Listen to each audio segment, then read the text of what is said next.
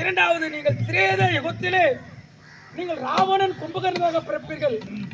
மூன்றாவது, துவாபர யுகத்திலே நீங்கள் சிசுபாலன் தந்தவர்கள் என்று சொல்லக்கூடியவர்களாக பிறப்பீர்கள் என்று சொன்னேன்.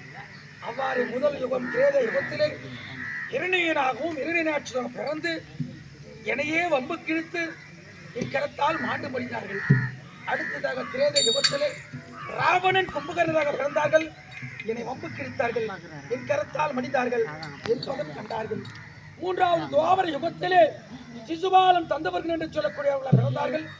என்னை வம்பு கிழித்தார்கள், என் கரத்தால் மாண்டு மடிந்து போனார்கள்.